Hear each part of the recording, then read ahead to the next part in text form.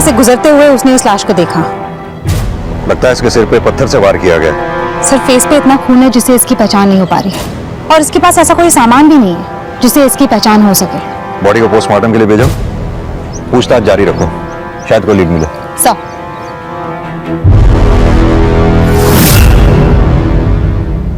पूर्णिमा तुम्हारा दिमाग खराब हो गया है क्या? अरे आर्या अगर ऑटिस्टिक है तो क्या उसे जीने का हक नहीं? देखो टेडी बेयर, हम लोग इसके साथ खेलेंगे। तुमने ये कैसे सोच लिया कि तुम्हारे और आर्या के मर जाने से हमारी लाइफ की प्रॉब्लम्स खत्म हो जाएंगी? गिरीश, मैंने तुम्हें कभी कोई खुशी नहीं दी। हमारी आर्या ऑटिस्टिक पैदा हुई और अब एंड फॉर गॉड से अब दोबारा ऐसा करने की सोचना भी मत।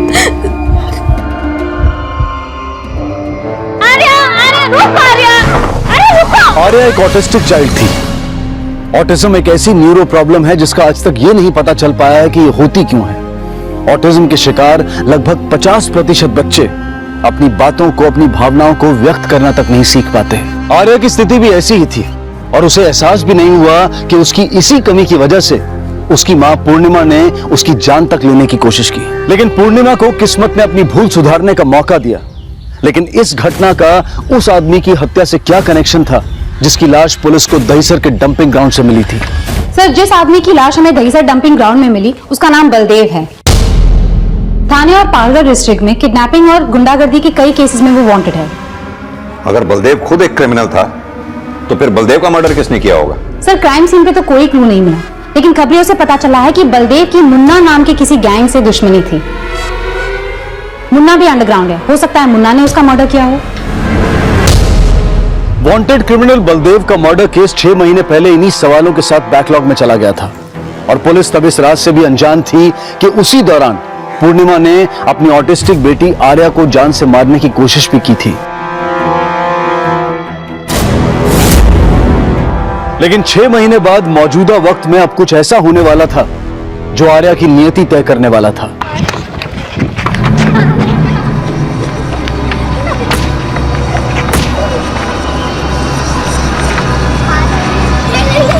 अरे रे, कौन है? ये कौन है? अरे भैया, उठो! अरे उठो!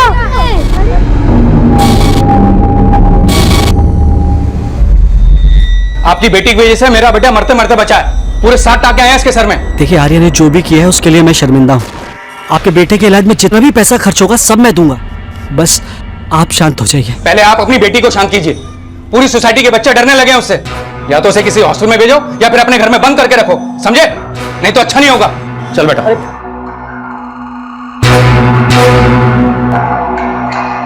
आर्या रुको! आर्या रुको! आर्या!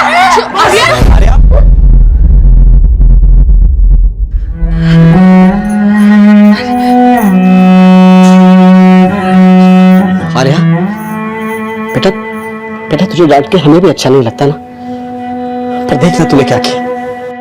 गिरीश, इसको बोल के कुछ फायदा है क्या? तुम जानते हो ना ये कुछ नहीं समझती।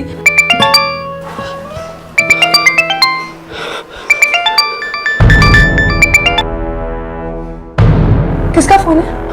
वैसे ऑफिस से था।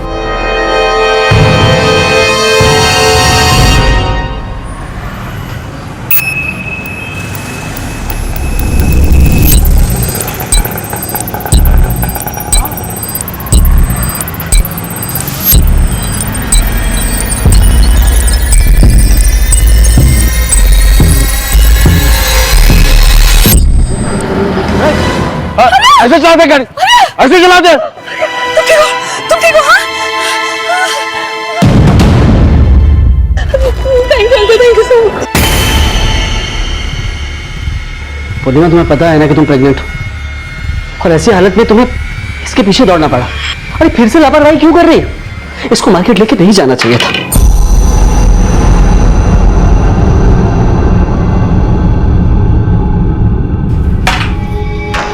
तुम जानते हो ना कि अगर आर्या को बाहर घुमाने ना ले जाओ तो वो घर में तोड़फोड़ शुरू कर देती है। मुझे लगता है कि अब आर्या को ऑटिस्टिक बच्चों के स्कूल हॉस्टल में भेज देना चाहिए।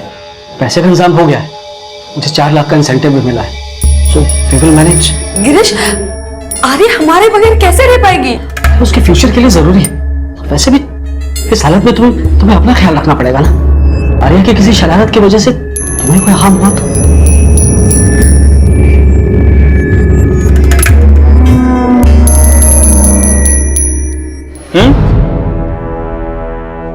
तेरी मैडम फिर से पेट से है बेचारी, उस पगली के चक्कर में फिर से बच्चा गिरेगा उसका। अरे नहीं नहीं, मेरा साहब है ना, इस पर उसने अलग ही प्लानिंग करके रखी है। मेरे साहब को ना 4 लाख रुपए मिले हैं इनाम में ऑफिस से। उस पैसे से वो अपनी बेटी को हॉस्टल भेजने की सोच रहा है।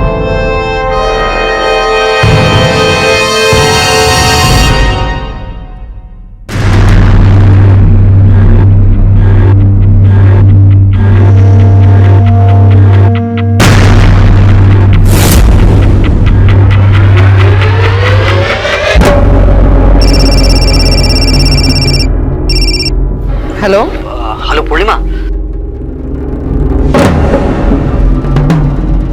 अच्छा पूर्णिमा, एक बात सुनो, तुम आर्या को साथ लेकर तो नहीं जा रही हो ना? नहीं नहीं, मैंने राधा को कहा है आर्य के साथ रुकने को। ऑटो!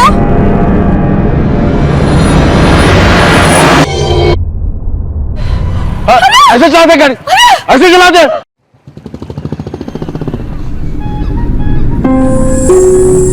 अंकल कैसे हैं आप? बेटी ठीक है तुम्हारी? हाँ अंकल ठीक है। अब तुम्हें पता है ये धीरज दर्शन बिल्डिंग कहाँ पर है? धीरज दर्शन, अब आप वो देखो वहां जाओगे ना तो फर्स्ट राइट लोगे। शुक्रिया बेटा। बेटा तुम चाहो तो मैं तुम्हारी एक मदद करना चाहता हूँ। कैसी मदद अंकल? मेरी जान पहचान के एक फकीर बाबा है, बाबा फकीरुद्दीन। तुम अपनी बेटी को उनके पास लेके जाओ, उनके चमत्कार से वो जरूर ठीक हो जाएगी।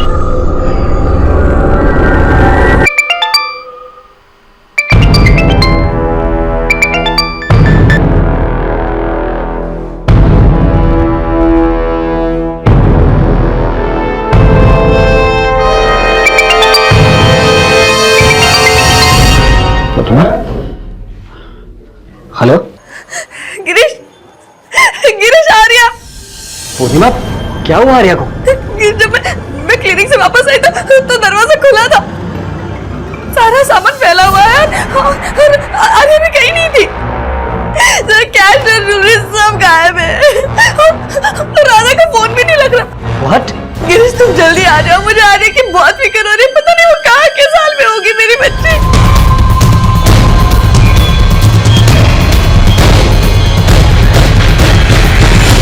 गिरीश, राधा के साथ साथ चंदन भी गायब है और उसका फोन भी नहीं लग रहा है। ये चंदन कौन है और आपका परिचय? सर, ये हमारी सोसाइटी की सेक्रेटरी मिस्टर प्रजापति, और चंदन हमारी बिल्डिंग का सिक्योरिटी गार्ड है। सर, जब से ये लोग आपसे मिलने गए हैं तभी से मैं चंदन को ढूंढ रहा हूँ, और जिस एजेंसी के थ्रू हमने उसे अपॉइंट किया था मैंने उन्हें भी इसके बारे में बता दिया। प्रिया, चंदन और उसकी एजेंसी की डिटेल्स ले लो, जहां जहां भी सीसीटीवी है उसकी फुटेज चेक करो। सर चलो चलिए।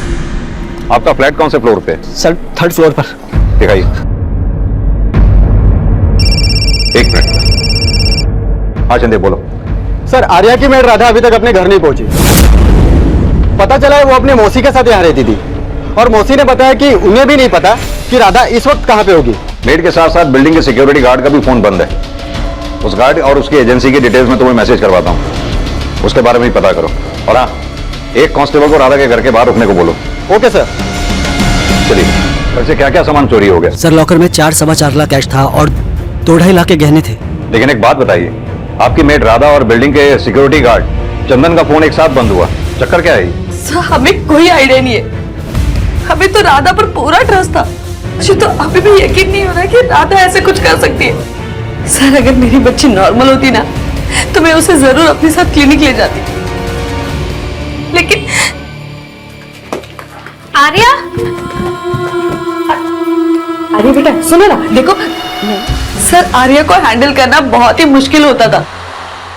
अगर मैं प्रेग्नेंट ना होती तो मैं उसे अकेला छोड़कर कभी नहीं जाती। सर, सुबह 11 बजे से इस बिल्डिंग के किसी भी सीसीटीवी कैमरे में फुटेज रिकॉर्ड नहीं हुआ है, क्योंकि सारे सीसीटीवी कैमरा के रिकॉर्डर्स बंद किए गए थे। मिस्टर प्रजापति, आप इस बिल्डिंग के सेक्रेटरी हैं। आप सुबह से इस बिल्डिंग के सिक्योरिटी गार्ड चंदन को ढूंढते रह गए। आपने ये नहीं देखा कि सीसीटीवी के रिकॉर्डर्स बंद हैं? नहीं सर, मैंने चेक नहीं किया। जरूर उस चंदन ने ही रिकॉर्डर बंद किया होगा, इसलिए उसका फोन भी बंद आ रहा है।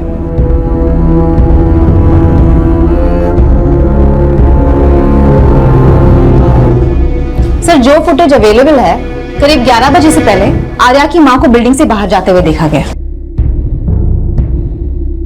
और रिकॉर्डर बंद होने के ठीक 2 मिनट पहले ये गार्ड अंदर गया। शायद इसी गार्ड ने ये रिकॉर्डर पर्पसली बंद किया है। लेकिन प्रिया समझना यह भी होगा कि इस गार्ड ने और मेड राधा ने मिलकर सिर्फ चोरी की है या मामला कुछ और ही है, और आर्या को गायब करने के पीछे इनका क्या मकसद होगा? बोलो शिंदे। सर, आर्या के बिल्डिंग का सिक्योरिटी गार्ड चंदन यूपी का रहने वाला है। उसका नेटिव एड्रेस बनारस के बेनीपुर गांव का है और आजकल वो मुंबई में मीरा रोड में किसी उस्मान चौल में रहता है। ठीक है।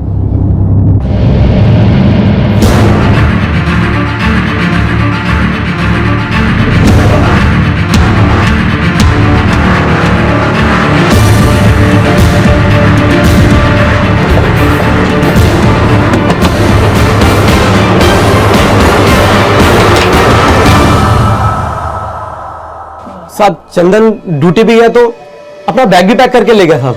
कुछ बता के गया था क्या कांड करने वाला है आज वो? साहब इस बारे में हमें कुछ नहीं पता, लेकिन हाँ उसका राधा के साथ चक्कर जरूर चल रहा था सर। राधा और चंदन दोनों चोरी करके फरार हैं। राधा जिनके घर में काम करती थी उनकी बेटी भी गायब है। तुम दोनों को वाकई नहीं पता कि वो कहाँ है या कुछ छुपा रहे हो हमसे? साहब इस बारे में सच्ची हमें कुछ भी नहीं पता।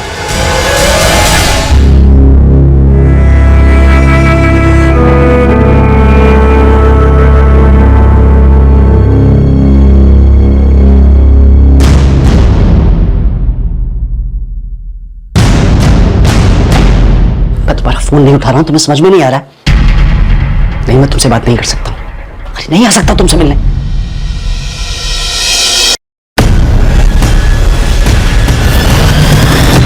किससे बात कर रहे थे? एक दोस्त का कॉल था। अच्छा गिरीश, इस एल्बम में से आर्या का एक फोटो गायब है, तुम्हें पता है कि कहाँ है? आर्या गायब हो गई है पूर्णिमा, और तुम आर्या के फोटो को लेके परेशान हो। तुम्हें आर्या की कोई परवाह वरवा है भी या बस? गिरीश, तुम भूल रहे हो कि आर्या के साथ साथ मैं भी मरना चाहती थी। हाँ, और राधा ने तुम्हें ये सब करने से रोका था। तो अब अचानक से ऐसा क्या हो गया कि राधा एकदम से बदल गई? ये तुम मुझसे क्यों पूछ रहे हो? क्योंकि जिस दिन आर्या गायब हुई तुम आर्या और राधा के साथ किसी बाबा के पास जाने की बात कर रही थी। गिरीश, एक बार मिलने में क्या हर्ज है? मैं आर्या को दिखाने के साथ साथ उनसे ये भी पूछ लूंगी कि हमारा आने वाला बच्चा भी आर्या के जैसे होगा या नहीं। पूर्णिमा, इस अंधविश्वास के चक्कर में मत पड़ो। तुम डॉक्टर के पास जा रही हो ना, बस वहीं जाओ। गिरीश, तुम्हें ऐसा क्यों लग रहा है कि तुम्हारे मना करने के बावजूद मैं उस बाबा से मिलने गई थी? क्योंकि अगर तुम वहां नहीं गई तो राधा आर्या को लेकर गायब क्यों हुई? गायब तो घर से जेवर और कैश भी है और वो सिक्योरिटी गार्ड भी। गिरीश, गिरीश तुम ऐसा सोच भी कैसे सकते हो? मैं अपने बच्चे को, तुम क्या बोल रहे हो? जो औरत आर्या को मारने की कोशिश कर सकती, अपने कोख में पड़ रहे बच्चे को गिराने की कोशिश कर सकती है, वो तो कुछ भी।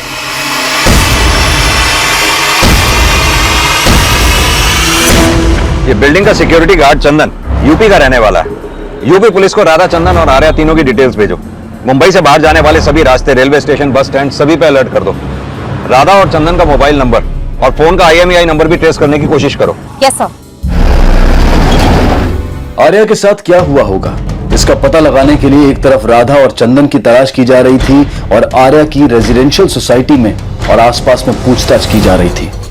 पुलिस जब राधा की मौसी से मिली तो सामने आया राधा और चंदन का अफेयर। लेकिन आर्या के घर चोरी करने के साथ साथ उनका आर्या को गायब करने का मकसद क्या था?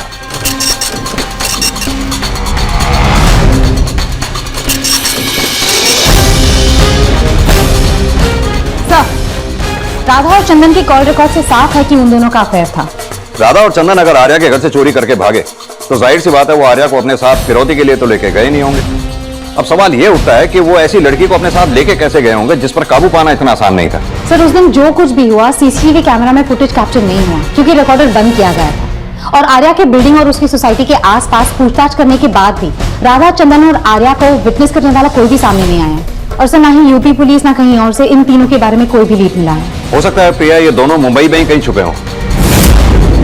लॉजेस और गेस्ट हाउसेज में पूछताछ करो, हो सकता है कुछ पता चले। सर,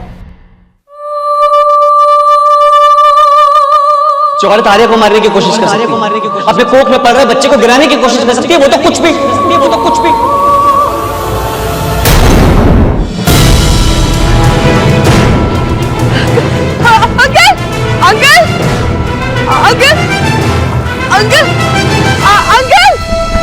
सबसे अनजान पुलिस को मेड राधा और सिक्योरिटी गार्ड चंदन के एक लॉज में छिपे होने का पता चला।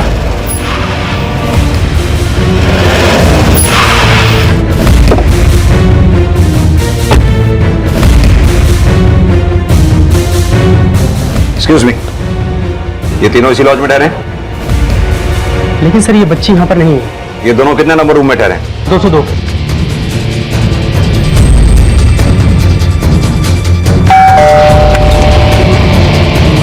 पाटिल, लेके चलो सर।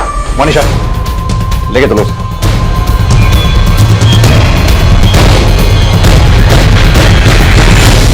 कि हमने चोरी की, लेकिन आर्या का ही हमें नहीं पता साहब। पता नहीं है आर्या को किसी को बेच दिया तुम लोगों ने? बोलो। नहीं साहब, हमारा प्लान सिर्फ चोरी का था। जब मेरे को पता चला कि मेरे साहब के पास खूब पैसा है, तो चंदन ने मेरे को बोला। तेरे साहब को 4 लाख मिला, लेकिन कभी उन्होंने 40 रुपए भी बढ़ा के दिए? अरे मेरा क्या है, मेरे को जो मिलता है ना वो भी मेरी मौसी हड़प लेती है। देख, तू अपनी मौसी से परेशान, मैं इधर ये सिक्योरिटी गार्ड की नौकरी से परेशान। एक काम करते हैं, हम दोनों मिलके ना तुम्हारे सबका घर साफ करके भाग जाते हैं। लाइफ सेट हो जाएगी हम दोनों की। उस दिन जब मैडम आर्या को मेरे पास छोड़ के गई, तब मैंने चंदन को फोन किया। हाँ चंदन, जल्दी से आ जाओ, मैडम घर पे नहीं है।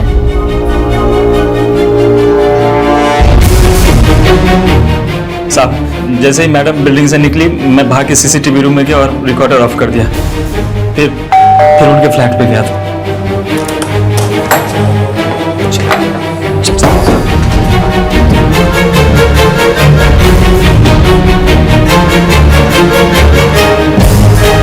पैसे लेके वहां से भाग गए। आर्या के साथ क्या हुआ ये हम लोगों को नहीं पता। हम लोग उसको घर पे ही छोड़ के गए थे। ये भी तो हो सकता है कि चोरी के दौरान तुम्हारे हाथों आर्या का मर्डर हो गया हो, बाद में उसकी लाश ठिकाने लगा दी हो तुम लोगों ने। हमारे यहाँ तो मर्डर नहीं हुआ है उसका। प्रिया, ये ऐसे नहीं बोलेंगे, खातिरदारी करो इनकी। बहुत जल्दी बोल। मैडम विश्वास करो हमारा, हमने आर्या को नहीं मारा। तो फिर क्या किया आर्या के साथ? साहब, आर्या से तो सिर्फ खुद के माँ बाप परेशान थे, नफरत करते थे उससे।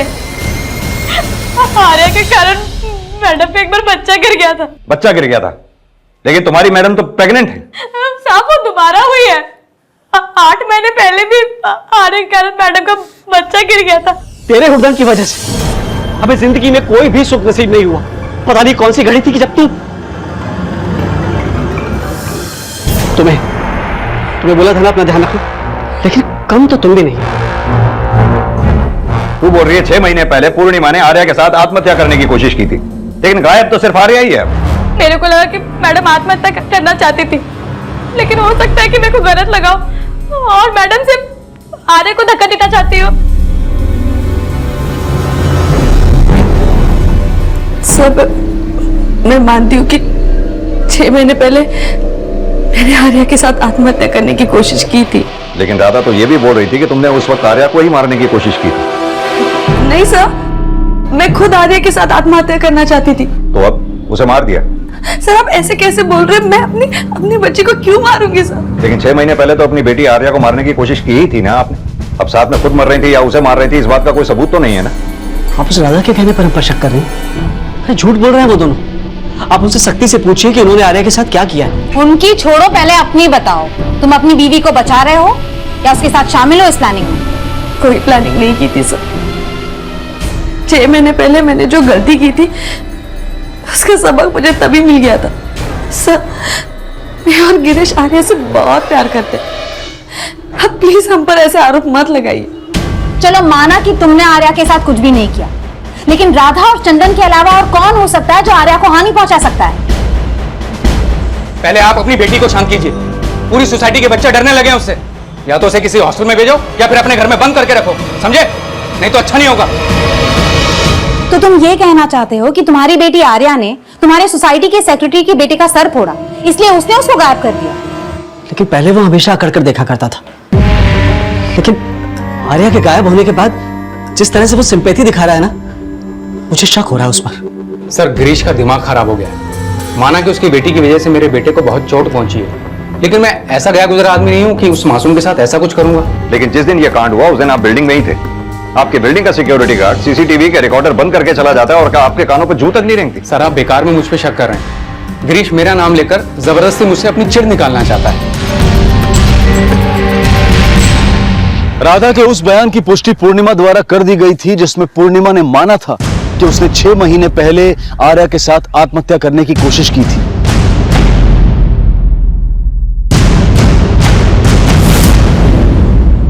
लेकिन उसने आर्या के साथ आत्महत्या करने की कोशिश की थी या फिर सिर्फ आर्या को मारने की कोशिश की थी, यह सवाल अब भी बना हुआ था।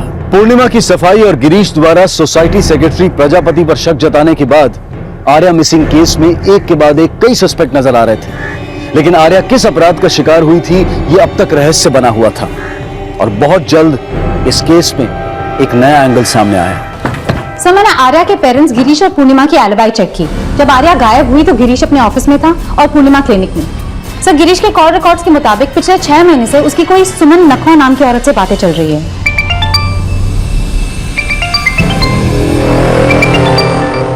कौन है ये सुमन नकवा? सर सुमन का ना तो गिरीश के ऑफिस से कोई कनेक्शन है और ना ही वो उसके रिलेशन में आती है। सर उसका नंबर खार डांडा एड्रेस पर रजिस्टर्ड है।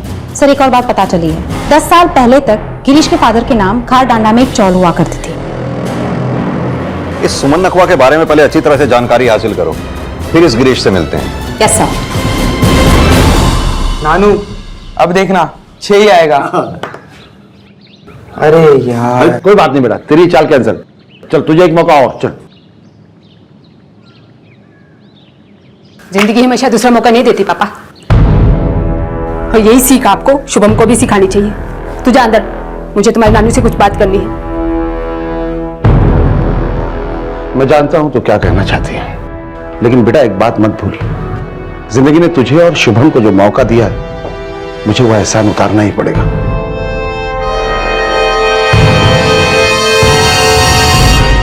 पूर्णिमा कहाँ जा रही हो तुम? 12 बजे डॉक्टर से अपॉइंटमेंट है हमारा। जानती हूँ, 11 बजे तक वापस आ जाऊंगी। लेकिन चाह कहाँ रही हो?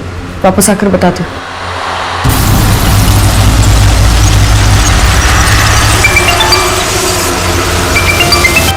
सुमन। Hello hello hello Girish, Girish वो मुझे जान से मार देगा गिरीश। अरे सरे दरवाजा खोलना है। प्लीज मुझे आके ले जाओ यहाँ से प्लीज। मेरा दम घुटने लगा है गिरीश। सर ये सुमन का फोटो है। सर मैंने सुमन और गिरीश के बारे में कुछ बातें पता की है। 10 साल पहले सुमन और गिरीश का अफेयर था, लेकिन गिरीश की शादी पूर्णिमा से और सुमन की शादी बाबू नखवा से हो गई थी। कॉल रिकॉर्ड से साफ जाहिर है कि फिलहाल इनके बीच में लगातार पिछले 6 महीने से बातें चल रही है। माना कि ये दोनों पिछले 6 महीने से एक दूसरे से बातें कर रहे हैं, लेकिन प्रिया इस बात का आर्या के गायब होने से क्या कनेक्शन हो सकता है?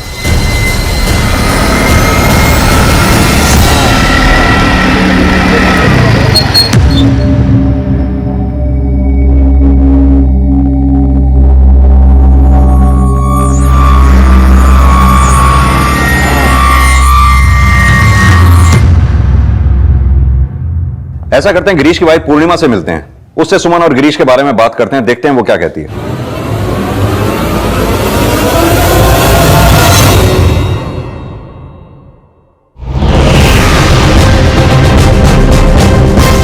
सर मैं भी कई घंटों से पूर्णिमा का वेट कर रहा हूँ, मेरा फोन भी नहीं उठा रही।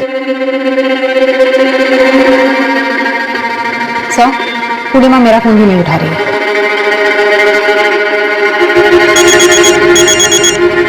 हेलो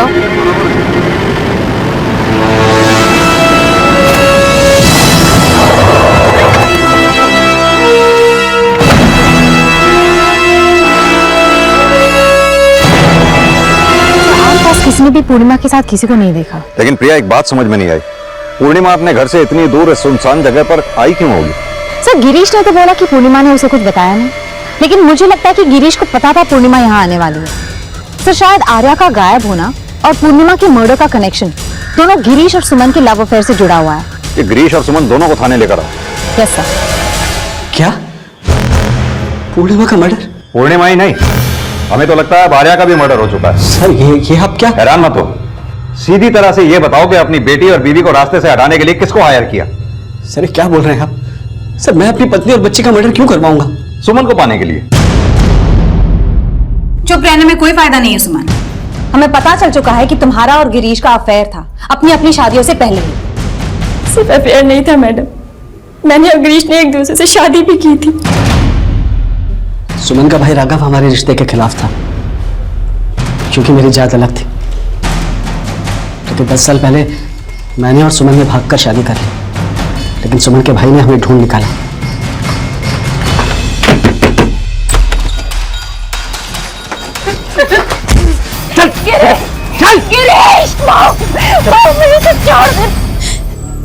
उसके बाद मेरे भाई ने मेरी शादी जबरदस्ती हमारे पड़ोसी बाबू से करवा दी।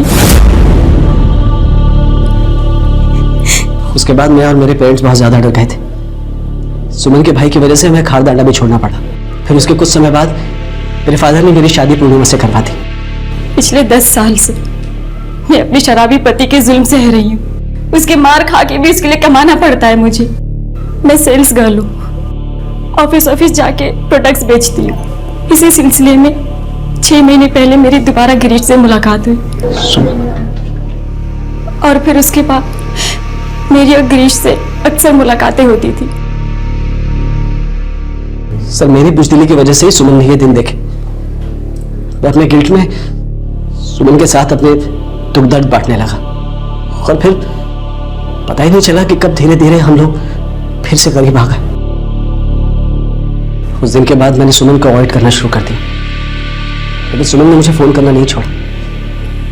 मैं मानता हूं सर मैंने सुमन के साथ इंसाफ नहीं किया, लेकिन मैंने कभी सपने में भी अपनी पत्नी पूर्णिमा और आर्या को छोड़ने का नहीं सोचा। और आप कह रहे हैं कि मैंने उन दोनों का मर्डर किया? तुमने नहीं मरवाया तो हो सकता है सुमन ने पूर्णिमा को मरवाया हो। हाँ ये सच है कि मैं गिरीश को अपनी जिंदगी में वापस लाना चाहती थी, लेकिन मैंने वो सब कुछ नहीं किया।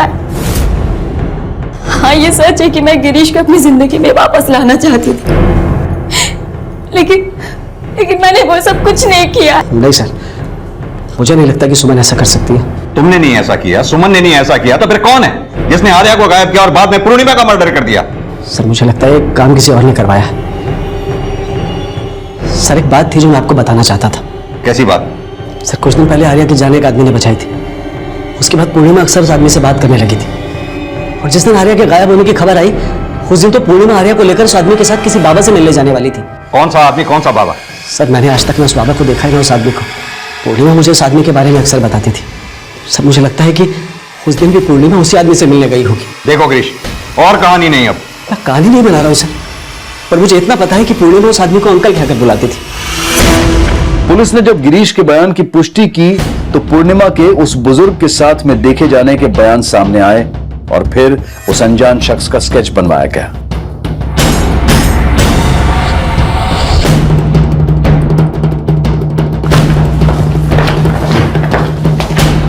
सर मुझे ऐसा लग रहा है मैंने इसे पहले कहीं देखा है।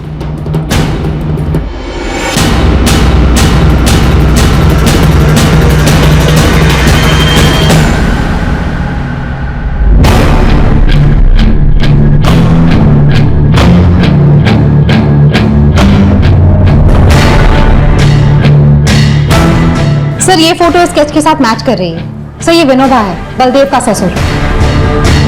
वही बलदेव जिसकी लाश हमें 6 महीने पहले दहीसर डंपिंग ग्राउंड में मिली थी। सर बलदेव मर्डर इन्वेस्टिगेशन के दौरान हमने इनसे पूछताछ की थी। बलदेव एक वांटेड क्रिमिनल था जिसके मर्डर का केस 6 महीने से बैकलॉग में था। पूर्णिमा से मिलने का क्या राज था? बलदेव के मर्डर का कनेक्शन बहुत जल्द आर्या और पूर्णिमा के केस से भी जुड़ने वाला था।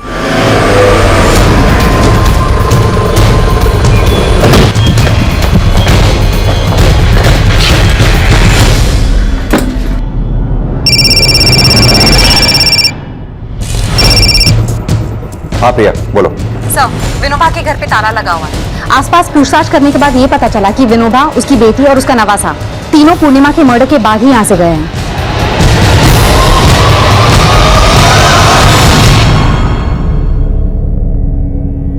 ये आर्या के गायब होने और पूर्णिमा के मर्डर से इस विनोबा का कोई ना कोई कनेक्शन जरूर हो सकता है, तभी उसका फोन बंद आ रहा है। फौरन इस विनोबा के कॉल रिकॉर्ड्स निकलवाओ, पता लगाने की कोशिश करो कि इस वक्त वो हो कहां सकता है। सर पुलिस ने विनोबा की तलाश शुरू कर दी और जल्द ही विनोबा से जुड़ा एक और राज सामने आया।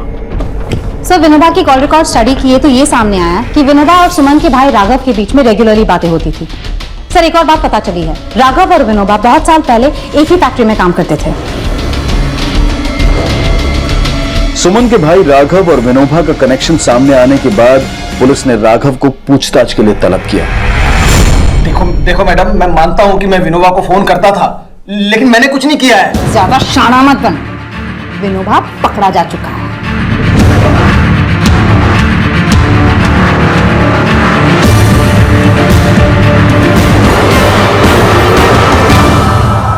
साहब, मैंने जो कुछ भी किया राघव के कहने पर ही किया। 6 महीने पहले मैंने तेरे पे एहसान किया था काका, अब तेरी बारी है उसे चुकाने की। तो मैंने अपनी जिंदगी में चींटी तक नहीं मारी और तुम मुझसे खून करने के लिए कह रहे हैं? कर तो मैं भी सकता हूँ काका, पर क्या है ना कि मेरी बहन है, इसलिए मेरे पे शक जाएगा और करना तो पड़ेगा ही। तेरी नवासी और तेरी बेटी के लिए मैंने भी तेरे दामाद को मारा था। तो बलदेव की हत्या राघव ने की थी? बलदेव ने मेरी बेटी और नवासी की जिंदगी नरक बना रखी थी। वो पैसों की खातिर उनको बेचना चाहता था। अगर राघव बलदेव को ना मारता तो आज रश्मि और शुभम न जाने कहाँ होते। बलदेव के मर्डर के बदले मैं विनोबा से गिरीश की बेटी और बीवी को मरवाना चाहता था, ताकि सुमन और गिरीश फिर से एक हो सके। 10 साल पहले तूने ही उनको अलग किया था और अब वापस उनको। मैं अपनी वही गलती सुधारना चाहता था, क्योंकि सुमन मुझे हमेशा कोसती थी। राखी के तोहफे तो ले आए, बट तेरे जैसे भाई को राखी बांध के मुझे मिला क्या? गिरीश से अलग करके एक बेवड़े से शादी करवा दी तूने मेरी। इनका क्या करूं मैं? क्या करूं? मैं चाह के भी सुमन की जिंदगी सुधार नहीं सका। फिर मुझे एक दिन पता चला कि गिरीश और सुमन आपस में फिर से मिलने लगे हैं। मुझे लगा कि अगर मैं गिरीश की बेटी और बीवी को मार दूंगा तो गिरीश सुमन को फिर से अपना लेगा। मैंने राघव को मर्डर करने से मना कर दिया था, लेकिन उसके कहने पर मैं आर्य और पूर्णिमा को उसके पास ले जाने का प्लान बनाया। मेरी जान पहचान के एक फकीर बाबा है, बाबा फकीरुद्दीन। तुम अपनी बेटी को उनके पास लेके जाओ, उनके चमत्कार से वो जरूर ठीक हो जाएगी। पूर्णिमा मेरे साथ चलने के लिए तैयार थी, लेकिन उसके पति ने उसे मना कर दिया था। पूर्णिमा के जाने के बाद मैंने देखा कि आर्य की नौकरानी उनकी बिल्डिंग के गार्ड के साथ कहीं जा रही है। मैंने सोचा आर्य घर में अकेली होगी, लेकिन तभी मैंने देखा कि आर्य खुद बिल्डिंग से बाहर आ रही।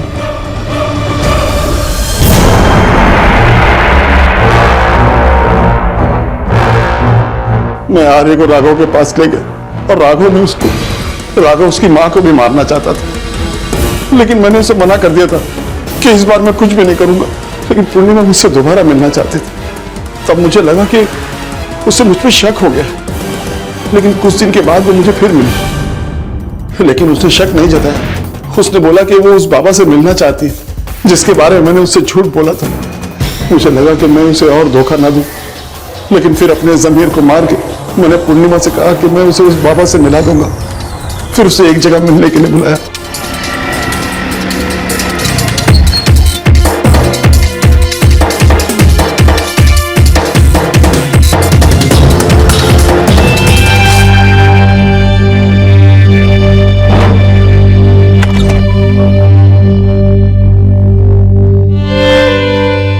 हमारी परेशानियां, आने वाली कल की चिंताएं कभी कभी हमारी सोच को इतना कमजोर बना देती हैं कि हम बिना सोचे समझे उनका हल ढूंढने के लिए ऐसी गलतियां कर बैठते हैं जिनके लिए हमें पछताने का भी मौका नहीं मिलता। राघव की सोच इतनी विकृत थी कि उसने अपराध करके अपनी उस भूल को सुधारने का सोचा जिसमें वो अपनी बहन के लिए पश्चाताप तो नहीं कर पाया, लेकिन पूर्णिमा और आर्या की जिंदगी छीनकर कई और जिंदगियां भी तबाह कर दी। देखते हैं हमारे आज के एपिसोड की दूसरी कहानी।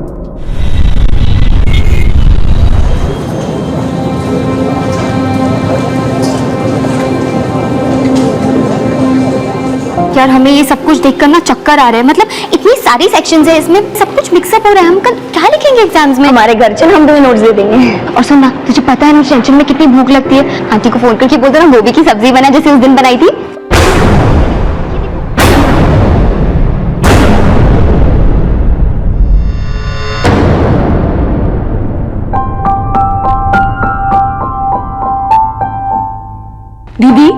खाने में क्या बनाया है आज? आलू गोभी की सब्जी, दाल, चावल। कितना कड़वा है ये, आपने इसे घिसा भी नहीं है। जाकर कुल्ला करके आओ। आती हूँ अभी। कल भी तुमने कड़वा पीसी उठा लिया था। माँ, मौसी का जन्म ही लोगों की कड़वाहट पीने के लिए हुआ है, तो ये खीरे की कड़वाहट तो मामूली सी बात है। बिल्कुल ठीक कह रही हो तुम, क्योंकि जब तक इस दुनिया में लोगों का खून चूसने वाले लोग रहेंगे, तुम्हारी ज्वाला मौसी भी यही रहेगी। तुम काम तो बहुत अच्छे करती हो, लेकिन इंसान को अपनी अच्छाइयों पर घमंड नहीं करना चाहिए। अच्छा, पर हम एक शैतानी कर रहे हैं, हमें ना बहुत भूख लगी, एप्पल खा रहे हैं हम। प्लीज तुम ना सिर्फ एप्पल ही खाओ, और माँ आप ना आपके हाथों का खाना खिलाना बंद कर दीजिए इसे। पता है इसने आपको कॉलेज में इतना फेमस कर दिया है कि सब हमसे पूछते रहते हैं कि खाने पे कब बुला रही हो। हाँ, तो इसमें प्रॉब्लम क्या है?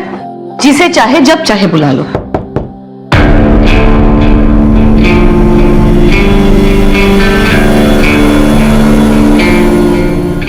अनिरुद्ध, तुम यहाँ?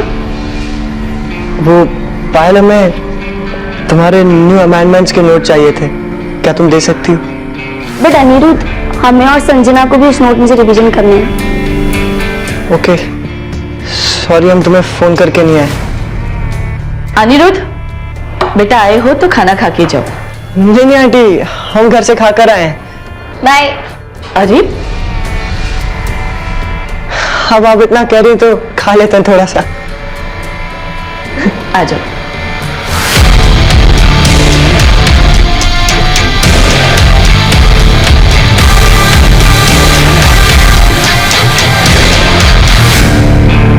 हमारा खाना हो गया, बहुत बढ़िया था, थैंक यू। एक मिनट अनिरुद्ध,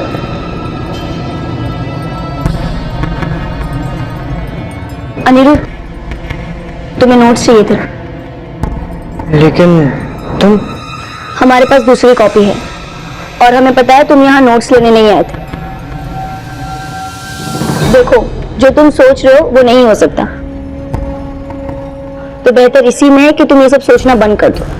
हमें हमारी पढ़ाई पे कंसंट्रेट करने दो, और तुम भी अपनी पढ़ाई पे कंसंट्रेट करो।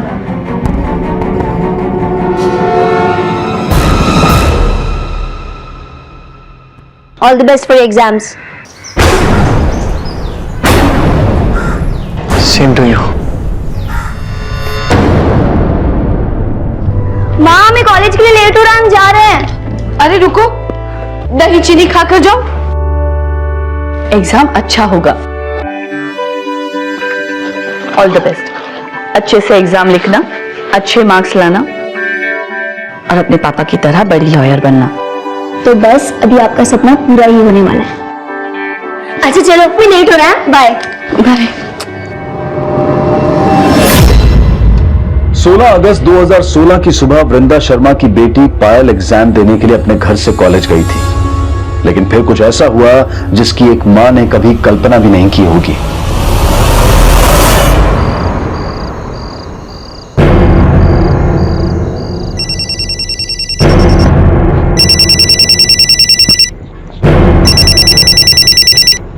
हेलो जी आंटी। हेलो संजना, पायल है तुम्हारे साथ? नहीं, वो तो कब का घर चली गई। क्या? वो अब तक घर नहीं पहुंची, और उसका फोन भी नहीं लग रहा। क्या पायल अब तक घर नहीं पहुंची?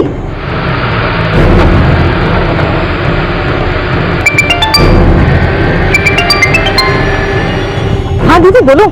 ज्वाला, पायल अभी तक घर नहीं लौटी कॉलेज से, और उसका फोन भी नहीं लग रहा। तुमसे कोई बात हुई थी क्या? नहीं तो आप एक काम करो ना, संजना को फोन करो, उसको पता होगा।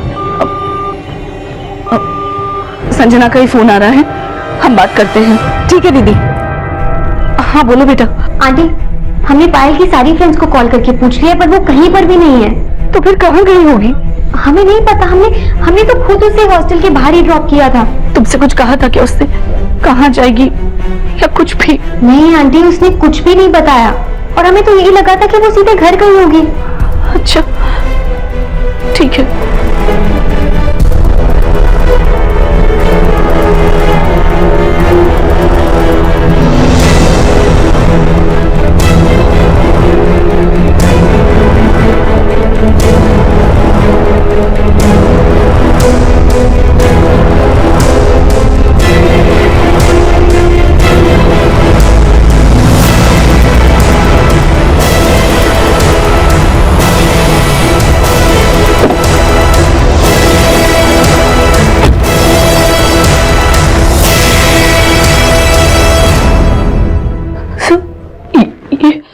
पायल की फोटो। आशीष, पायल के हॉस्टल और घर तक के रास्ते के बीच सभी जगह पूछताछ करवाओ। सर जल्दी पता लगाइए ना, बहुत फिक्र हो रही है। हम अपनी तरफ से पता करने की पूरी कोशिश करते हैं। हो सकता है पायल खुद ही वापस आ जाए। जैसा कि आपने कहा कि 8 बजे वो हॉस्टल से घर के लिए निकली थी, अभी सिर्फ 11:30 ही हुए हैं। और फिर जैसे ही हमें उसकी खबर मिलती है हम आपको इन्फॉर्म करते हैं। 16 अगस्त की रात पायल की मिसिंग रिपोर्ट पुलिस के सामने आई और पुलिस ने पायल की तलाश शुरू कर दी। पायल के सही सलामत मिल जाने के इंतजार का एक एक पल एक मां को अंदर ही अंदर डर और खौफ से भर रहा था। लेकिन अब उसका इंतजार एक दर्दनाक पल का साक्षी बनने वाला था।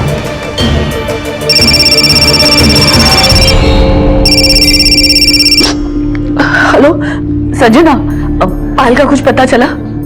जी पायल,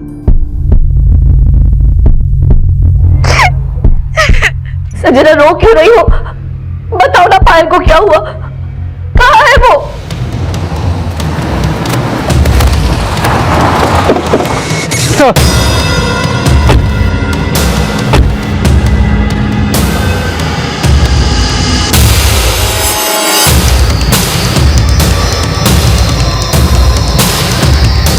हटिए सब लोग साइड में, चलिए दरवाजा खोलो। सर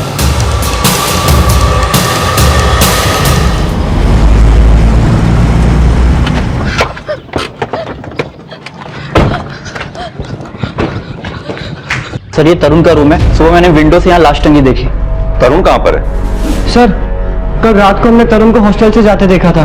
उसका घर पास में ही सर, लेकिन रहता हॉस्टल में है।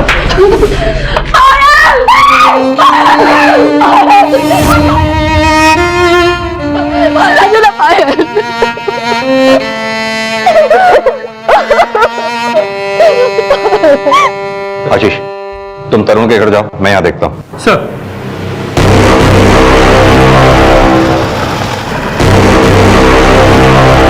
तरुण, बहुत हो गई तेरी मनमर्जी, अब हॉस्टल में रहना बंद कर। अरे भाभी, इसको हॉस्टल में इसलिए रहना था क्योंकि इसे कॉलेज का चुनाव जीतना था। क्यों भतीजे? अब चुनाव जीत लिया ना, अब घर पे रहेगा।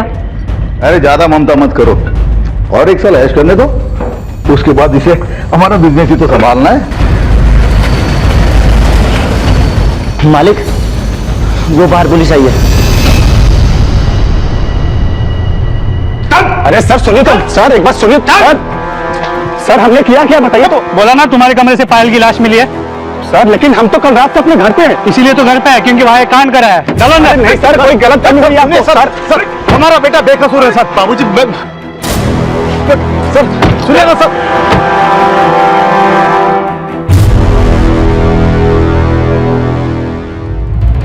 सर कल तरुण और पायल का बहुत बड़ा झगड़ा हुआ था। बिल्कुल अच्छा लड़का नहीं है वो, हमसे भी हमेशा बदतमीजी करता है। संजना संजना संजना, रुको रुको रुको। देखो, दिगांत को तो हम कॉलेज इलेक्शन में बर्बाद कर दी और तुम अभी भी उसको भाव दिए जा रही हो। और वैसे भी तुम्हारी जात का तो है नहीं, फिर क्यों परेशान हो रही हो? तुम्हारी तरह घटिया सोच नहीं है ना हमारी। और वैसे भी हम जात पात में नहीं, प्यार में भरोसा करते हैं। पैसे के दम पे इलेक्शन तो जीत लियो तुम, लेकिन पैसे से संजना का प्यार नहीं खरीद सकते तुम। और आज के बाद संजना को छुए ना तो बता देंगे गुरु, हाथ तोड़ देंगे तुम्हारा। बस इलेक्शन जीते हो, इसका मतलब ये नहीं कि तुम्हारी गुंडागर्दी चलेगी। देखो मैडम, इसको गुंडागर्दी समझो या हमारी शराफत, लेकिन इस कॉलेज में चलेगी तो सिर्फ हमारी। और वैसे भी तुम कौन होती हो हमको रोकने वाली? हाँ, कौन होती हो तुम रोकने वाली? सर हमें लगता है तरुण ने इसी बात का बदला लिया है पायल से। ठीक है, तुम जा सकती हो। सर हम तो कल शाम को 7 बजे हॉस्टल से घर चले गए थे।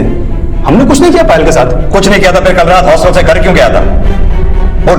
और आज कॉलेज क्यों नहीं आया? सर आज कॉलेज नहीं आया क्योंकि मेरी तबीयत खराब थी, इसलिए नहीं आ पाया। तबीयत खराब थी या पायल से बदला लिया? हमें सब पता चल चुका है। कल तेरा पायल से झगड़ा हुआ था। सर मानता हूं कि थोड़ा बहुत उतने में हो गया था, लेकिन इसका ये मतलब थोड़ी कि हम पायल की जान ले लेंगे। तो फिर पायल की लाश तेरे कमरे से कैसे मिली? तू उसे जबरदस्ती लेके गया होगा ना? बोल, क्या क्या कांड किया उसके साथ? सर हम सच कह रहे हैं, हमने कोई कांड नहीं किया है। और हम तो खुद हैरान है कि पायल बहुत हॉस्टल में आई कैसे। तू ऐसे सच नहीं उगलेगा, लगता है हमें अपने तरीके से उगलवाना पड़ेगा। सर अरे यकीन मानिए हमने कुछ नहीं किया सर। आशीष, इसे तब तक पूछो जब तक ये सच ना बोले। सर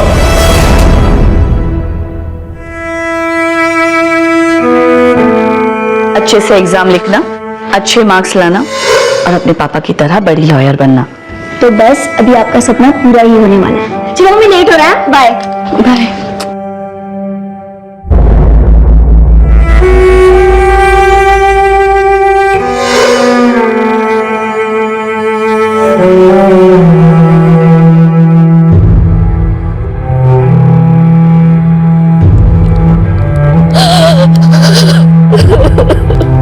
आंटी, आंटी आप प्लीज संभालिए अपने आप को। कैसे संभाले बेटा, जिसके लिए जी रहे थे अब वो ही नहीं रही। जी करता है कि खुद को खत्म कर दे। आंटी प्लीज, प्लीज ऐसी बातें मत कीजिए। आपको याद है जब हमारी मम्मी गुजरी थी तो आपने पायल ने हमें संभाला था, हमें हौसला दिया था, और आप ऐसी बातें कर रही हैं। और आप हमेशा कहती है ना कि हम आपकी बेटी हैं, तो बस हम हमेशा रहेंगे आपके साथ।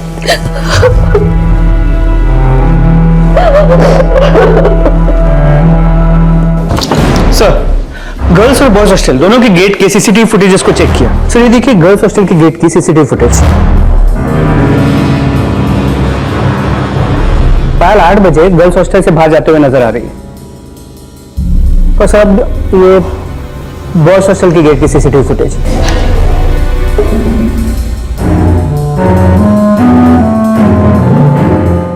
शाम 7 बजे तरुण बॉयज हॉस्टल से निकलता हुआ नजर आ रहा है और रात 8 बजे के बाद इसकी मोबाइल की लोकेशन इसके घर की थी।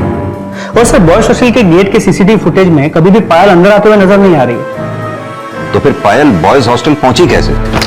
सर, अशोक अवस्थी का लॉयर आया है सर, अशोक के बेटे तरुण की जमानत के पेपर लेकर।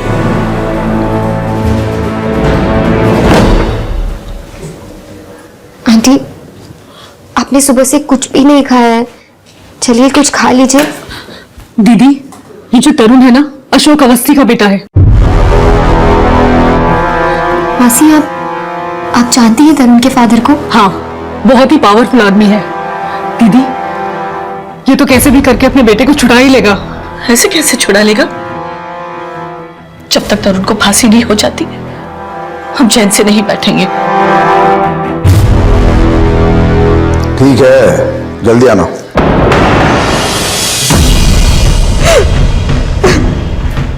अब ये रोना धोना बंद करो, जमानत करवा दिए तुम्हारे लाल की। नरेंद्र लेके आ रहा उसको। भतीजे यूनियन लीडर तो तुम बन गए, लेकिन अकल कहां मर गई थी तुम्हारी? अरे जब तुमसे कांड हो ही गया था तो कम से कम भैया को तो बता देते कि अंदर जाने की नौबत नहीं आती। अरे चाचा जी, अब सेम बात रिपीट कर करके ना अब मेरा माइंड मत खराब करिए। एक तो वैसे ही परेशान है। अरे हमने कुछ नहीं किया है। अरे जब तुमने कुछ नहीं किया तो उसे कौन टाइम गया तुम्हारे कमरे में?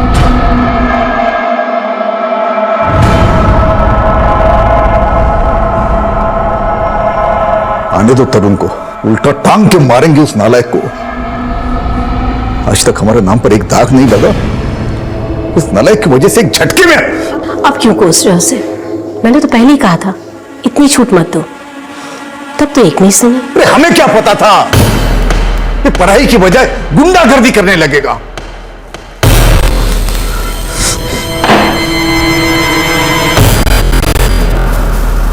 तरुण के पिता का कद और हैसियत पायल की मां से बहुत बड़ा था, लेकिन इंसाफ सबके लिए बराबर होता है। यह केस एक मां के ऐसे ही संघर्ष से जुड़ा था जहां वो अपनी बेटी को इंसाफ दिलाने के लिए बड़ी से बड़ी लड़ाई लड़ने को तैयार थी। लेकिन क्या पायल की वाकई में हत्या हुई थी या फिर उसने आत्महत्या की थी? ये सवाल भी इस केस में उठने वाले थे। और यह भी अब तक राज बना हुआ था कि पायल के बॉयज हॉस्टल में आने की आखिर वजह क्या थी। सर यहाँ सर ये एरिया हॉस्टल के सीसीटीवी के रेंज के बाहर है और यहाँ हॉस्टल के बाउंड्री में ये गैप है। सर ये देखिए, यहाँ से हॉस्टल के लड़के देर रात चोरी छुपे हॉस्टल के अंदर आते जाते रहते थे और इसके बारे में हॉस्टल के अथॉरिटीज को पता नहीं था, क्योंकि कुछ लड़के इस गैप को इस शीट से ढक के रखते थे। हो सकता है कि पायल भी इसी गैप से हॉस्टल के अंदर आई हो। लेकिन पायल इस रास्ते हॉस्टल में क्यों आएगी? तो हो सकता है इसका जवाब तरुण के पास हो। तरुण शाम 7 बजे हॉस्टल से निकला था, फिर अपनी एलिबाई बनाने के लिए शायद वो अपने घर गया, अपना फोन वहां रखा और पायल को लेके इसी गैप से हॉस्टल के अंदर आया और उसे मार दिया। लेकिन आशीष पायल की तरुण से बनती नहीं थी, तो फिर वो तरुण के साथ हॉस्टल में क्यों आएगी? ये भी तो हो सकता है कि पायल हॉस्टल में किसी और लड़के से मिलने आई हो, या फिर पायल को कोई और लेकर आया हो जो तरुण को पायल की हत्या के जुर्म में फंसाना चाहता हो।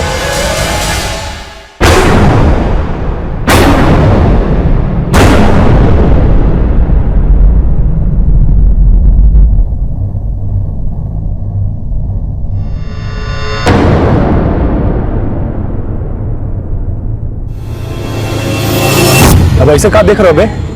जेल से भागे नहीं है, समझे? पुलिस को छोड़िए हमको। आज हमने कुछ किया नहीं तो क्या करेगी पुलिस? ओ नेताजी, हमसे तो कॉलेज इलेक्शन हार गए, अब हमको फंसाने के लिए आप जाल बिछा रहे हो। उल्टा चोर कोतवाल को डांटे। तुम अपने आप को बचाने के लिए दूसरों को फालतू में बीच में घसीट रहे हो। और तुम ही नहीं, तुम्हारा एक चमचा अनिरुद्ध, ये भी मिला हुआ है तुम्हारे साथ। हमारे बारे में कुछ मत बोल।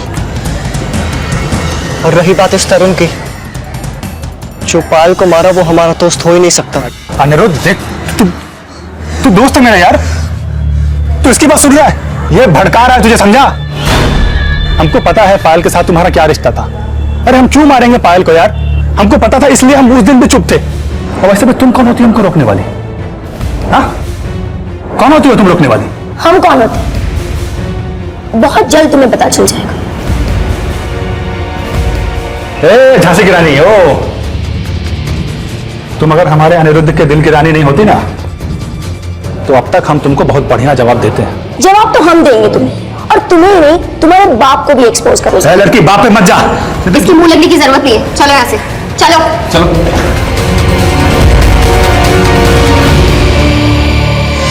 समझा? इसलिए हम उस दिन चुप हो गए थे। अनिरुद्ध, अनिरुद्ध मेरी बात तो सुन। संजना देखो, हमको पता है कि पायल तुम्हारी बहुत अच्छी दोस्त थी, और तुमको तो पता है ना कि हम दोनों,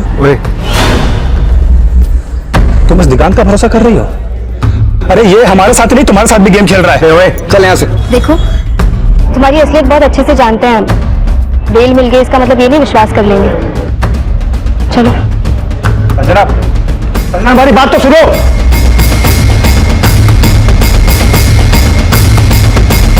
अपने तरुण को छोड़ के अच्छा नहीं किया, उसी ने हमारी बेटी को मारा है।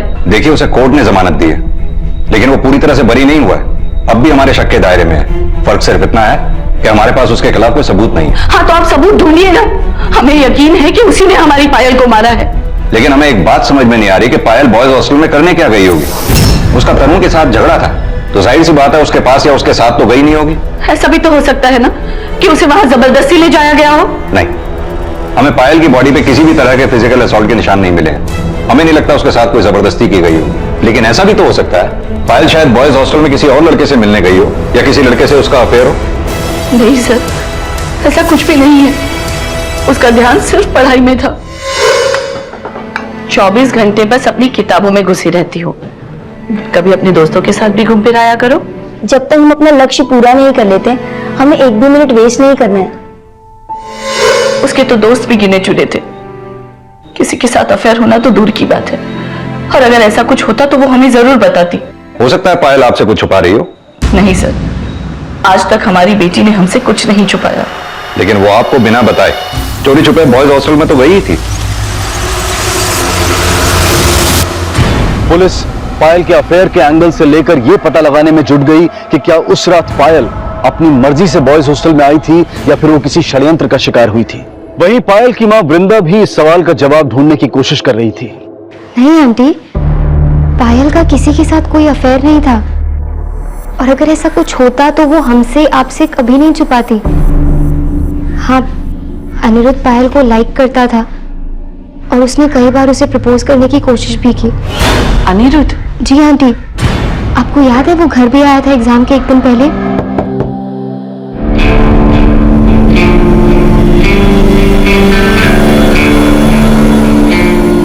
अनिरुद्ध, तुम यहाँ? वो पायल, हमें तुम्हारे न्यू अमेंडमेंट्स के नोट चाहिए थे। हमें और संजना को भी उस नोट में से रिवीजन करना है।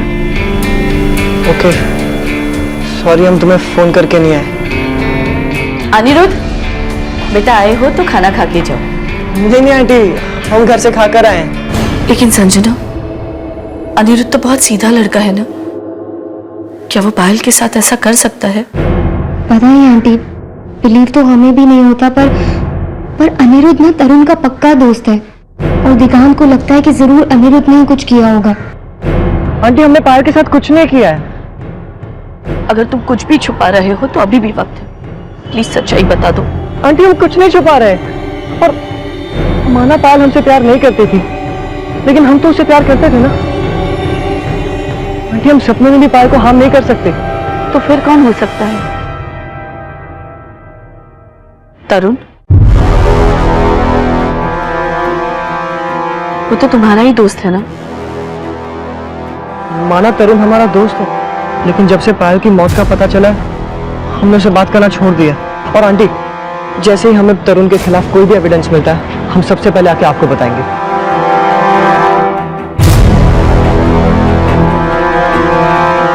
आंटी जी, आंटी,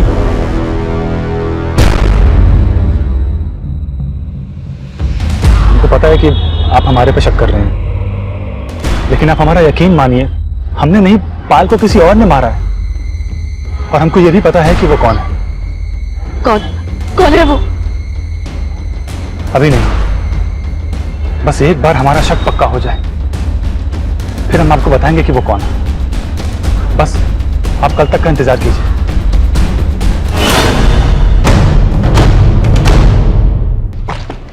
सर, पायल की पोस्टमार्टम रिपोर्ट के मुताबिक उसकी मौत फांसी लगने से ही हुई है। लगता है किसी ने पर्पसली पहले उसका गला घोटा और फिर उसे पंखे से लटका दिया। मौत का वक्त करीब रात के 9 बजे के आसपास है।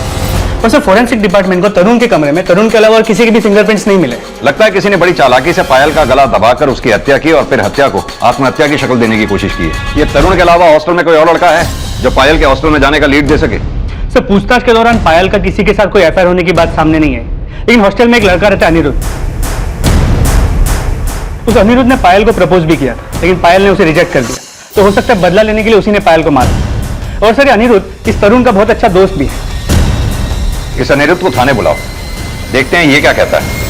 सर, अरे इसी दिन के लिए पैदा किए थे तुमको कि अपने बाप का नाम मिट्टी में मिला दो। देखिए बाबूजी, आपका नाम कितना भी बड़ा तरुण, बहुत हुआ, पानी सर से ऊपर जा रहा है। माँ, हमारी बात तो सुनने को कोई तैयार है ही नहीं इस घर में। तो ऐसा करते हैं ना, हम भी घर छोड़ के चले जाते हैं, सारा टंटा एक बार में खत्म हो जाएगा। तरुण, क्या बचपना कर रहा तू? अरे छोड़ जाना जी, कहीं नहीं जाएगा तू। नरेंद्र, जाने दे इसको।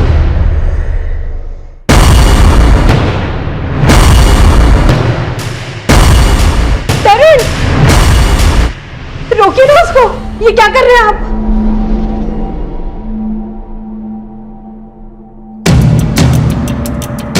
हमें तो यकीन ही नहीं हो रहा कि तरुण यहाँ आने वाला था। क्या वो सच बोल रहा था दीदी?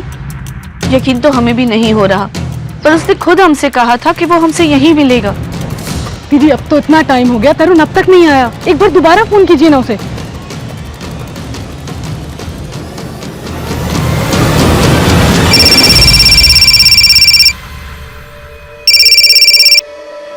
हाँ तिवारी, बोलो।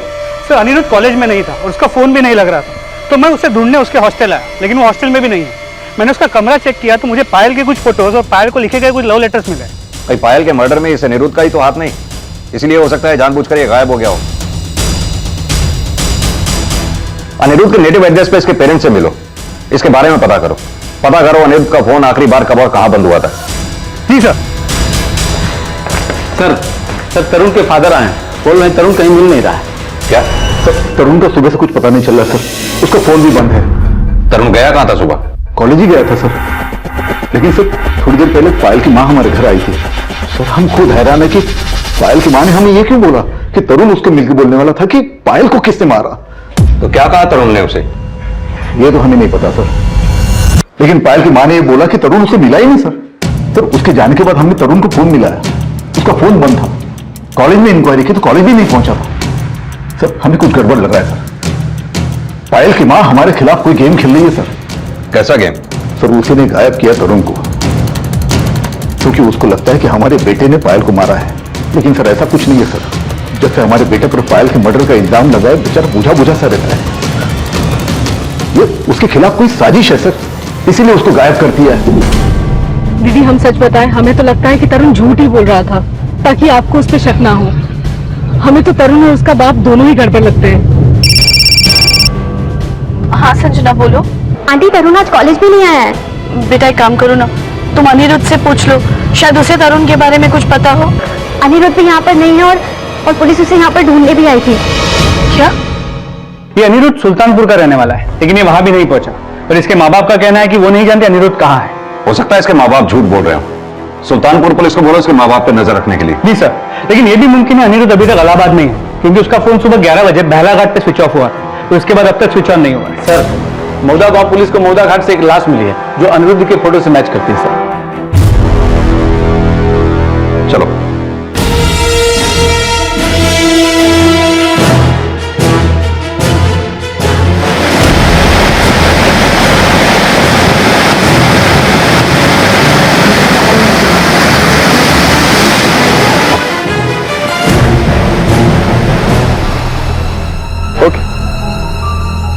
Sir, ambulance on the way है। ठीक है, पब्लिक को बॉडी से दूर करो। Okay sir. आशीष, बेला घाट से ये मौदा घाट 10 किलोमीटर दूर है, यानी कि इसकी लाश बेला घाट से बह के यहाँ पहुंची है। देखने से तो लगता है ये पानी में तैरने के लिए कूदा होगा और तैरते हुए इसकी मौत हुई है, या फिर इसे डुबोकर मारा गया है। अनिरुद्ध की लाश मिली और तरुण गायब। कहीं ऐसा तो नहीं कि तरुण ने सोचा होगा अगर इसे मार के गायब कर दे तो सारा शक इस पे चला जाएगा। अगर ऐसा होता तो तरुण खुद क्यों गायब होता? नहीं आशीष, कहानी कुछ और ही है। तरुण के बाद अनिरुद्ध को भी पायल की संदिग्ध हत्या का सस्पेक्ट माना जा रहा था, लेकिन अनिरुद्ध की लाश खुद संदिग्ध अवस्था में पाई गई और एक बार फिर से वही सवाल खड़े हो गए जो पायल की लाश मिलने के बाद खड़े हुए थे। क्या अनिरुद्ध का नदी में डूबकर मरना एक हादसा था या फिर उसे जबरदस्ती डुबोकर मारा गया था? तरुण का गायब होना उसे पायल की ही नहीं बल्कि अनिरुद्ध की संदिग्ध मौत का भी सस्पेक्ट बना रहा था, लेकिन बहुत जल्द पुलिस को एक ऐसा क्लू मिला जिसने इस केस की थ्योरी फिर से बदल दी। सर बेला घाट के पास के रोड की सीसीटीवी फुटेज है, वहां तरुण और अनिरुद्ध को देखा गया। देखा?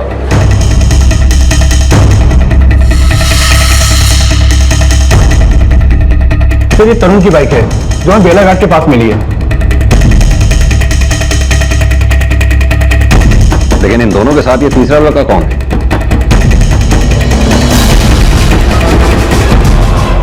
ये तो दिगांत है। दिगांत इन दोनों के साथ उसी कॉलेज में पढ़ता है और दिगांत तरुण से कॉलेज के यूनियन इलेक्शंस में हारा था। लेकिन दिगांत का इन दोनों के साथ होने का चक्कर क्या है? पता करो ये दिगांत है कहां अभी। सर, पुलिस को जल्द ही पता चल गया कि तरुण के साथ दिगांत भी गायब था, लेकिन उन दोनों का अनिरुद्ध के साथ होने का राज इस सवाल से भी जुड़ गया कि तरुण और दिगांत के बीच तो शुरू से ही 36 का आंकड़ा था, तो वो साथ साथ क्यों थे? सिर्फ दिगांत और तरुण में बिल्कुल भी नहीं बनती थी, और तरुण जब जमानत पर बाहर आया था तो पायल की हत्या का आरोप उसने दिगांत पर भी लगाया था। हमसे तो कॉलेज इलेक्शन हार गए, अब हमको फंसाने के लिए आप जाल बिछा रहे हो। तुम इस दिगांत का भरोसा कर रही हो? अरे ये हमारे साथ नहीं, तुम्हारे साथ भी गेम खेल रहा है। तुम्हें कोई अंदाजा है कि दिगांत कहां गया होगा? नहीं सर। हाँ पांडे बोलो। सर, दिगांत हॉस्टल में नहीं मिला, पता चला उसका घर बेला घाट के पास है। ठीक है,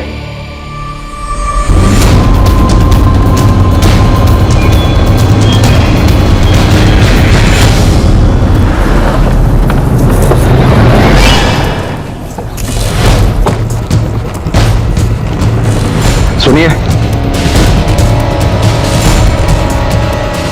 दिगांत के पिता आप ही हैं? हाँ साहब, हम ही दिगांत के पापा हैं, लेकिन आप लोग यहाँ? दिगांत कहाँ है? साहब, वो तो हॉस्टल में रहता है, 10-15 दिन में कभी यहाँ आ जाता है। उसका फोन भी बंद है और वो कॉलेज में भी नहीं है। कहाँ हो सकता है वो? हमें कुछ भी नहीं पता है। और वो पायल की माँ भी यहाँ दिगांत के बारे में पूछने आई थी। पायल की माँ दिगांत के बारे में यहाँ पूछने आई थी? हाँ साहब, वो दिगांत के बारे में पूछ रही थी और पूछ रही थी कि क्या दिगांत जानता है कि तरुण और अनिरुद्ध कहाँ है। बहन जी, अगर हमें पता होता हम आपसे क्यों छुपाते? देखिए, हमें पता चला है कि तरुण ने दिगांत पे आरोप लगाया था कि उसी ने हमारी बेटी को मार के तरुण को फंसाने की कोशिश की है। अब सच बताइए, कहाँ है वो? साहब, वो उल्टा हमारे बेटे पे पायल की हत्या का झूठा आरोप लगा रही थी और हमने बोल दिया कि उसने कुछ नहीं किया। अगर आपके बेटे दिगांत ने कुछ नहीं किया तो वो इल्जाम क्यों लगा रही थी? नहीं पता साहब। आप पायल की माँ वृंदा को पहले से जानते हैं? हाँ साहब, उनकी बहन ज्वाला एक एनजीओ चलाती है, वो अक्सर वहां आया जाया करती थी, इसी वजह से हम उनको जानते हैं। साहब, मेरे बेटे दिगांत का पता कीजिए।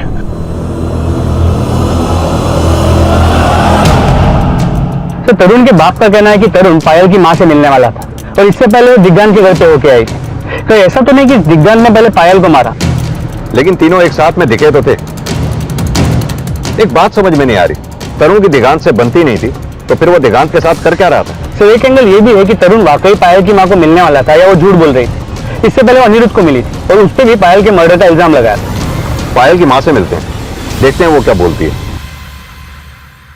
आप जिस नंबर को डायल कर रहे हैं वो इस समय स्विच्ड ऑफ है।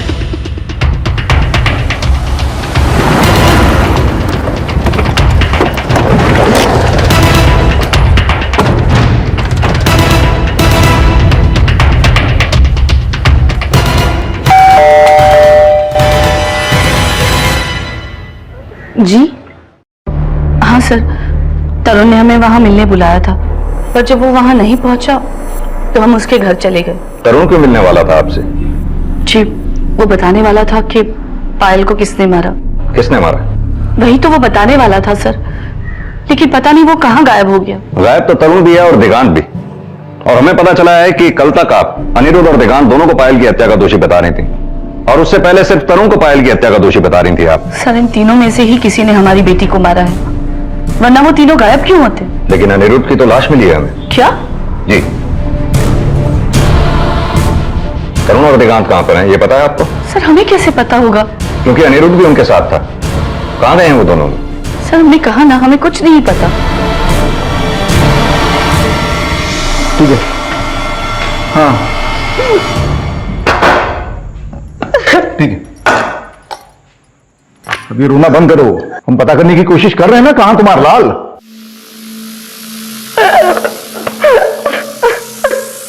ठीक से खाना भी नहीं खाने दोगी तुम।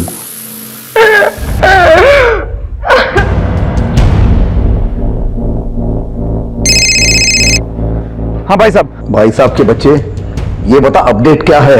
अपडेट बहुत खराब है भाई साहब, पुलिस को अनिरुद्ध की लाश मिली है।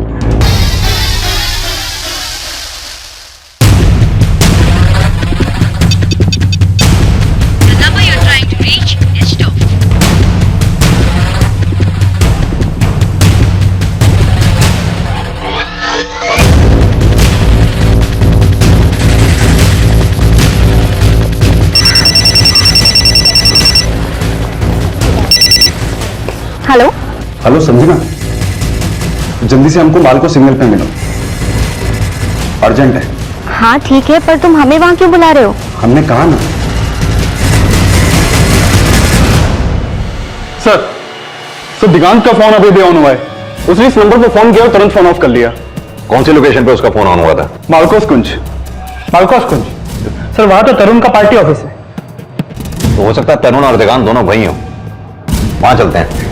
तब तक तुम ये पता करो इस नंबर पे दिगांत ने कैसे बात की थी। Okay sir. Hello aunty. Sanjana कहाँ हो तुम? आंटी हम मालकोस सिग्नल पर जा रहे हैं। वहां क्यों जा रही हो?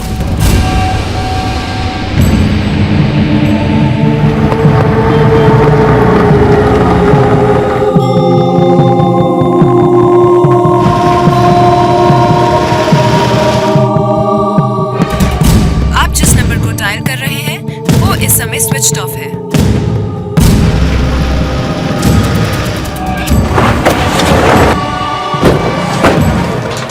आशीष, ताला तोड़ो। यादव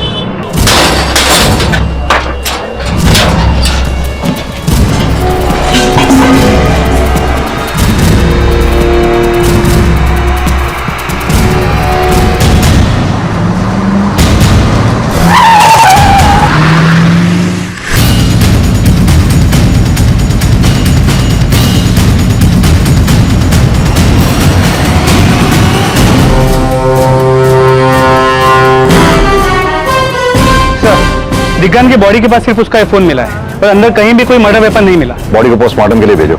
आसपास अच्छी तरह से पूछताछ करो, शायद किसी ने किसी को आते जाते देखा हो। जी सर।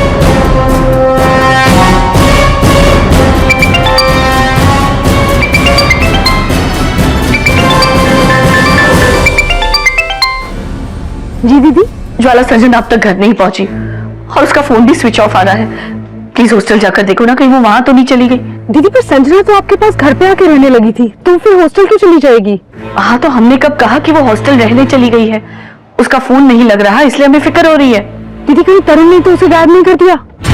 ज्वाला तरुण भी तो गायब है ना, उसका किसी को कुछ पता नहीं चल रहा। दीदी तरुण को तो जरूर उसके बाप ने ही गायब किया होगा। आप जानती नहीं है वो क्या चीज है। मेरे एनजीओ में उसके खिलाफ बहुत सारे केसेस चल रहे हैं, उसके बहुत सारे लोगों के साथ बहुत बड़े बड़े इश्यूज हैं। दीदी कहीं संजना के साथ भी तो उसने कुछ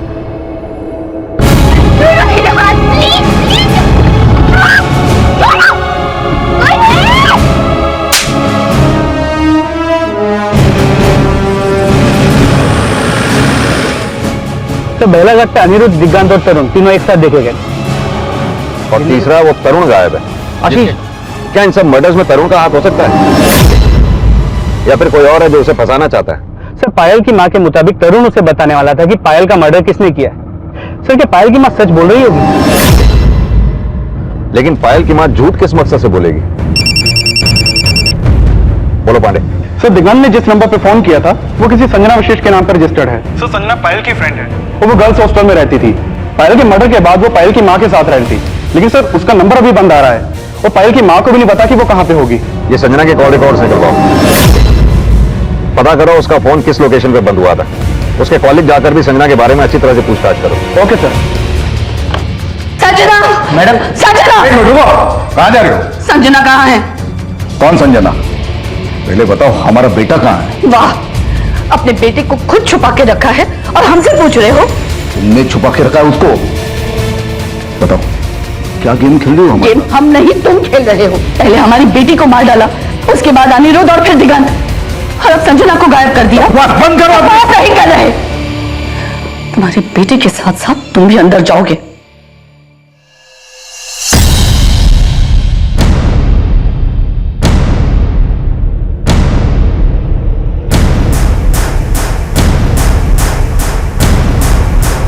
संजना के गायब होने के बाद पुलिस संजना से जुड़ी इंफॉर्मेशन जुटाने लगी।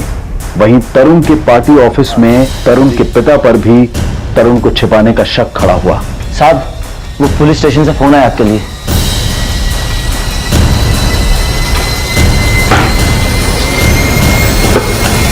हेलो, अशोक अवस्थी जी बोल रहे हैं? आपको साहब ने थाने बुलाया है। तरुण का कुछ पता चला सर? वही जानने के लिए तो आपको बुलाया है। आप तुरंत थाने आइए। जी आते हैं।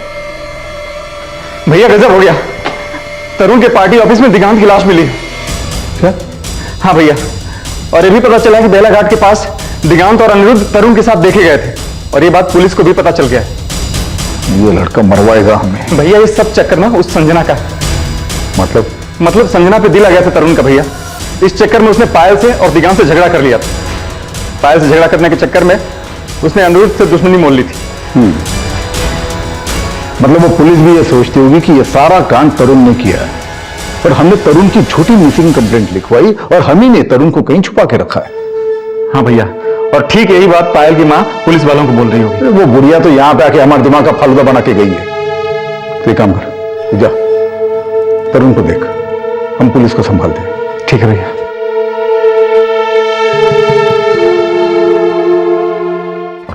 सर दिग्गंत की पोस्टमार्टम रिपोर्ट के मुताबिक उसकी मौत मल्टीपल स्टैबिंग की वजह से हुई, जबकि उसके पेरेंट्स का कहना है कि वो बहुत अच्छा तैराक था। अनिरुद्ध को पानी में डुबो के मारा, पायल की हत्या को आत्महत्या की शक्ल देने की कोशिश की, लेकिन दिगांत को मारने से पहले टॉर्चर क्यों किया गया ये बात समझ में नहीं आई।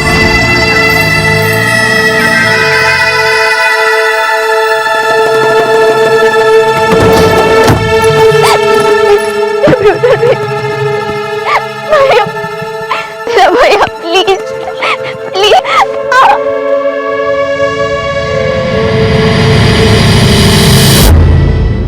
संजना की किडनैपिंग किस मकसद से की गई? क्या इस सब में तरुण का ही हाथ था या फिर इसमें कोई और भी इन्वॉल्व था?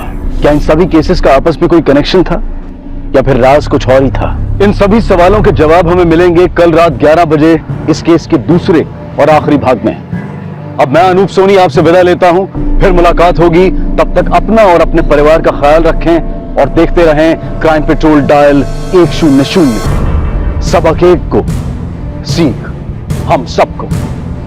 जय हिंद। इस तरह के और भी एपिसोड देखने के लिए हमारे चैनल को सब्सक्राइब करें और बेल आइकन दबाना ना भूलें।